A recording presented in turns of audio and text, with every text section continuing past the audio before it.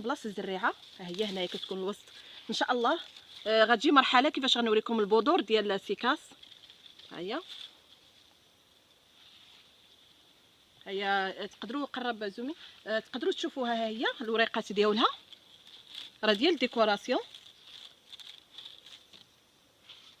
كما قلت لكم هاد نخيل السيكاس غرسه شمسيه، يعني كتكون في الشمس، ما كتحطش في الظل، في الجرادي، في الطراس على برا، يعني كديكوري بها البلاصه اللي بغيتي نتيا ولا انت.